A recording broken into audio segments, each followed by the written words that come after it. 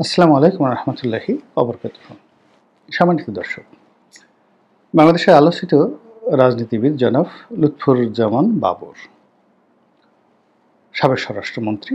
অতি সম্প্রতি তিনি স্বরাষ্ট্র মন্ত্রণালয়ে গিয়েছেন এবং এই মন্ত্রণালয়ের দায়িত্বে নিযুক্ত যে ব্যক্তি জেনারেল জাহাঙ্গীর, তার সঙ্গে দেখা করেছেন।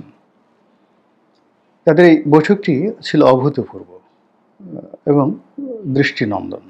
এর কারণ হলো, তিনি যে আত্মবিশ্বাস নিয়ে ঠিক অনেকটা সেই সময়টাতে জনাব বাবর যখন স্বরাষ্ট্র প্রতিমন্ত্রী ছিলেন, তার যে জলুস ছিল, তার যে হাঁটার ঢং ছিল, তার যে আত্মবিশ্বাস ছিল, ঠিক সেইভাবে তিনি সেখানে গিয়েছেন।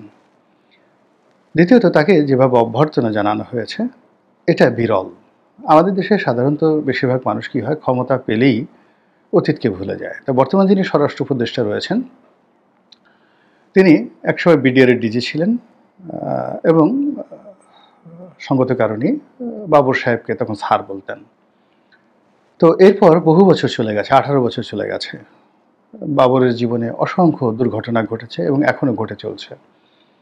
এবং এখনও তিনি যে খুব স্বাভাবিক অবস্থায় বা খুব সুন্দর অবস্থায় আছেন তা নয়। নানা রকম রাজনৈতিক প্রেশার, গ্রুপ, দলাদলি ইত্যাদি নানা রকম দুঃখ, কষ্ট, বেদনা তার রয়েছে।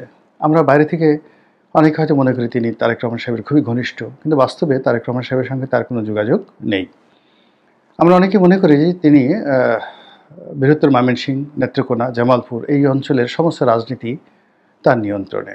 আসলে হওয়া উচিত, কিন্তু বাস্তবতা হলো যে তার নির্বাচনী এলাকাতেই তার প্রতিপক্ষ রয়েছে।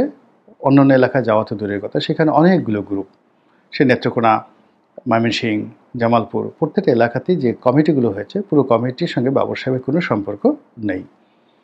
অনেকে বলার চেষ্টা করছেন যে মিস্টার বাবর আগামীতে জামাতের হয়ে ইলেকশন করবেন বা স্বতন্ত্র ইলেকশন করবেন, যেখানে জামাতের সাপোর্ট থাকবে। বাস্তব অবস্থা কি আমরা এখন পর্যন্ত বলতে পারি না। আমরা ওনাকে দেখেছি তসবি নিয়ে ঘোরাফেরা করেন, প্রচণ্ডভাবে তিনি কান্নাকাটি করেন আল্লাহর কাছে, সব জায়গাতে আল্লাহ রাসূলকে সাক্ষী মানেন। এটা মানে মানুষের এক্সট্রিম পর্যায়ে যখন মানুষ নিয়তি নির্ভর হয়, মানে দুনিয়ার কোনো আশা ভরসা যখন থাকে না, তখনই মানুষ কিন্তু নিয়তি নির্ভর হয়। আর প্র্যাকটিসিং মুসলিম যারা আছে, তারা কখনোই তাদের যে আচার আচরণ, চালচলন, কথাবার্তায় আল্লাহ এবং রাসূলকে টানেন না। যারা প্র্যাকটিসিং মুসলিম ওর অন্তরে থাকে, তারা দুনিয়াতে স্বাভাবিকভাবে চালচলন করেন। তো জনাব বাবর তিনি উমরাতে যাচ্ছেন, সেগুলো তিনি সামনে চলে আসছে। তারপর তিনি নির্বাচনী এলাকাতে স্পিড বোটে করে ঘোরাফেরা করছেন, সেগুলো সামনে চলে আসছে। কিন্তু তার কোনো একটা জায়গাতে স্বাভাবিকভাবে মানুষের যেটা বডি ল্যাঙ্গুয়েজ থাকে, হাসি থাকে এবং তার মধ্যে একটা সুখের আবেশ থাকে, সেই জিনিসটি নেই। এটা স্পষ্ট যে বিএনপির সাথে যদি তার সেই সৌহার্দ্যপূর্ণ সম্পর্ক, যেটি আমার কাছে মনে হয়েছিল, আমি তো মানে নিজে মনে করতাম যে জনাব লুৎফুজ্জামান বাবরের সঙ্গে জনাব তারেক রহমান সাহেবের সঙ্গে খুবই ভালো সম্পর্ক রয়েছে। আমি মনে করতাম যে তিনি জেল থেকে বেরোলে তাকে একটা গুরুত্বপূর্ণ দায়িত্ব দেয়া হবে এবং তিনি জনাব তারেক রহমান সাহেবের যে পারপাসগুলো রয়েছে, সেগুলো এই মুহূর্তে তিনি সার্ভ করবেন। তারপরে আমার কাছে মনে হতো যে আগামীতে যদি বিএনপি ক্ষমতায় আসে, তিনি হয়তো স্বরাষ্ট্রমন্ত্রী হবেন, এরকম। কিন্তু তিনি বের হওয়ার পর যা কিছু দেখলাম বা যা কিছু দেখছি, আমার কাছে বারবার মনে হচ্ছে নিয়তি কেন এরকম হয়। আপনি কারোর জন্য কোনো একটা করবেন, জীবন দিবেন, যৌবন দিবেন, সব কিছু শেষ করে দেবেন, তছনছ করে দেবেন। তারপর জীবন সামনে এসে সেই লোক দ্বারা অপমানিত হবেন, লাঞ্ছিত হবেন, এটা কেন হয়? আপনারা জানেন যে লুৎফুজ্জামান বাবর একটু ভালো পরিবারের সন্তান। তার বাবা ডিআইজি ছিলেন। তো তার বাবা ডিআইজি ছিলেন, তো লুৎফুজ্জামান বাবর স্বরাষ্ট্রমন্ত্রী হয়েছেন একজন ডিআইজির ছেলে। এ তো চারটিখানি কথা নয়। তিনি তো রাস্তা থেকে তাকে তুলে আনা হয়নি। তিনি কোনো ফকির মিসকিনের সন্তান নন। দ্বিতীয়ত, তার একটা নাম আছে, তাকে ক্যাসিও বাবর বলা হয়। তিনি খুব বড় ব্যবসা করতেন। বাংলাদেশে যখন ইলেকট্রনিক্স ব্যবসা একেবারে তুঙ্গে, বাংলাদেশে যখন কোনো ইলেকট্রনিক্স কম্পোনেন্টের সংযোজন পর্যন্ত হতো না, 100% কম্পোনেন্ট চায়না থেকে, সিঙ্গাপুর থেকে আনা হতো। ঠিক ওই সময়টাতে বাংলাদেশে ক্যাসিও ব্র্যান্ডের যে সকল ইলেকট্রনিক কম্পোনেন্ট আছে, সেটা ঘড়ি বলেন, তারপর ক্যালকুলেটর বলেন, এটার একটা বিশাল মার্কেট ছিল। কত বড় মার্কেট ছিল, আমি যেহেতু শিপিং ব্যবসার সাথে জড়িত, আমি জানি। তো ওই জায়গাতে একচেটিয়াভাবে তিনি সেই ক্যাসিও ব্র্যান্ডের যে ইলেকট্রনিক কম্পোনেন্ট, ওটার সোল ডিস্ট্রিবিউটর অথবা সোল ইম্পোর্টার ছিলেন। আর এরকম ব্যবসা যদি কেউ বছর খানিক করে, বছর ৪-৫ বছর কেউ ব্যবসা করতে পারে, আসলে তার আর পরবর্তীতে কোনো কিছু করতে হয় না। তো সেই ভদ্রলোক যিনি ব্যবসা বাণিজ্য করে যাকে বলা হয় বৈধভাবে সচ্ছল ছিলেন, সবল ছিলেন। অনেকে দুষ্টামি করে বলে যে তিনি চোরাচালানি করতেন, ক্যাসিও ঘড়ি যাকে বলা হয় এগুলো চোরাচালানি করে এয়ারপোর্ট থেকে আনতেন। এসব ডাহা মিথ্যা কথা। এগুলো যারা ব্যবসা বাণিজ্যের সাথে জড়িত, মানে চোরাচালানি ইজ ডিফারেন্ট একটা বিষয়। এর সঙ্গে এই যারা চোরাচালানি করে তারা ব্যবসা করে না, আর যারা ব্যবসা করে তারা চোরাচালানি করে না। তো উনি আমদানি করতেন, ওইটার সোল ডিস্ট্রিবিউটর ছিলেন এবং সেই ব্যবসা বাণিজ্য করতেন। এটাই উনি কটা কনসাইনমেন্ট এনেছেন, এটা কাস্টমসে এখনও আছে। কয়টা কনসাইনমেন্ট কত টাকায় বিক্রি করেছেন, কত টাকা ট্যাক্স দিয়েছেন, সবই আছেন। তো সেই মানুষটি রাজনীতিতে আসছে।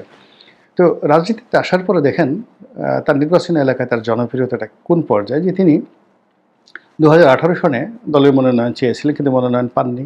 ওখানে তিনি স্বতন্ত্র দাঁড়িয়েছিলেন এবং এত বিরূপ অবস্থার মধ্যে, যেখানে আমাদের মতো প্রার্থী জামানত বাজেয়াপ্ত হয়ে গেছে, সেখানে তিনি মাত্র কত 600-700 ভোটের ব্যবধানে কিন্তু পরাজিত হয়েছিলেন 2018 সনে। তো তিনি জেলখানাতে, তার ব্যবসা নাই, বাণিজ্য নাই, ফাঁসির আসামি। তো সেখানে তার নির্বাচনী এলাকার লোকজন কিন্তু তাকে ভোট দিয়েছিল। তো এরকম একজন মানুষ যিনি কিনা এই যে দুর্ভোগ দুর্দশার মধ্যে পড়েছেন, এই 21 আগস্টের গ্রেনেড হামলা, 10 ট্রাক অস্ত্র মামলা। আচ্ছা বলুন তো, এই 10 ট্রাক অস্ত্র মামলার সাথে ওনার কি ব্যক্তিগত সম্পর্ক থাকতে পারে? বা মতিউর রহমান নিজামীর কি ব্যক্তিগত সম্পর্ক থাকতে পারে শিল্পমন্ত্রী হিসেবে? It was a political decision or it was a military decision. এটা ওন করতে হবে, মিলিটারিকে ওন করতে হবে এবং রাষ্ট্রকে ওন করতে হবে। কিন্তু আমরা যে কাজটা করি, যখনই বিপদে পড়ি অমনি একজনের উপর দায় চাপিয়ে দিয়ে তার জীবনটা তছনছ করে দিই। তো সেই দিক থেকে তার জীবন যৌবনের মানে এই 18টি বছর তিনি জেলে কাটিয়েলেন এবং এই পুরো সময়টা তিনি মানসিকভাবে অসুস্থ হবেন, এটাই স্বাভাবিক। এতে কোনো সন্দেহ নেই। বিকজ জেলে 18 বছর থাকা মুখের কথা নয়, এবং ফাঁসির আসামি, ফাঁসির ছেলে থাকা। তো সেখান থেকে তিনি বের হয়ে এসছেন। আসার পরে এই সমাজ আমরা তাকে গ্রহণ করতে পারছি না।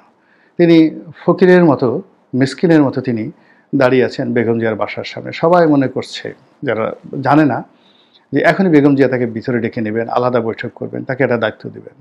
তিনি মঞ্চে উঠছেন, মঞ্চে উঠে বিভিন্ন মানুষকে দেখাতে চেষ্টা করছেন যে আমি নেতা, বসো তোমরা বসো পল্টন ময়দানে, বিএনপির মঞ্চে।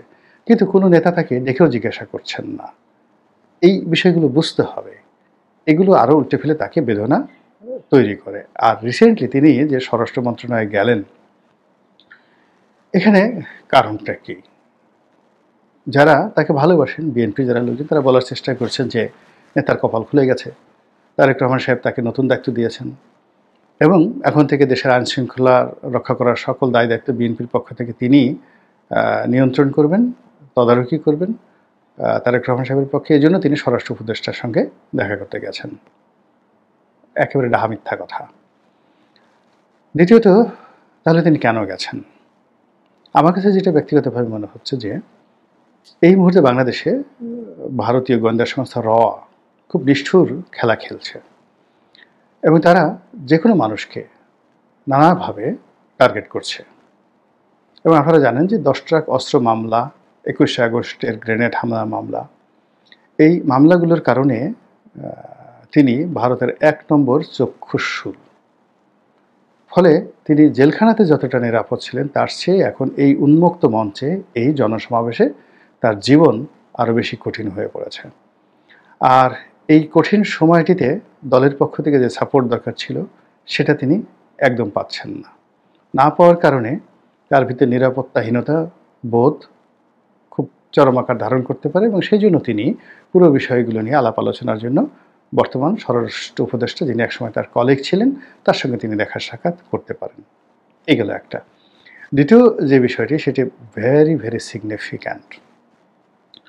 সেটা হলো, তিনি যদি জামাতের হয়ে ভবিষ্যতে নির্বাচন করেন, তিনি যদি জামাতে যোগদান করেন এবং জামাতের সাথে স্বরাষ্ট্র মন্ত্রণালয়ের, জামাতের সাথে ইন্ডিয়ার এবং জামাতের সঙ্গে রয়ের কিংবা জামাতের সঙ্গে স্থানীয় রাজনীতির সিকিউরিটি রিজনে যদি হাই প্রোফাইলের কোনো আলাপ আলোচনার বিষয় থাকে, আর সেটা রিপ্রেজেন্ট করার জন্য যদি তিনি সেখানে গিয়ে থাকেন, আর জনাব জাহাঙ্গীর যদি ওইভাবেই তাকে মূল্যায়ন করে প্রোটোকল করে। আপনারা শুধুমাত্র দুটোর আই কন্ট্যাক্ট দেখেন, কোনটা আপনাদের কাছে বেটার মনে হয়। আগে একটা বললাম, দ্বিতীয় যেটা বললাম। তাহলে বিএনপির খবর আছে, বিএনপির কপালে দুর্ভোগ আছে।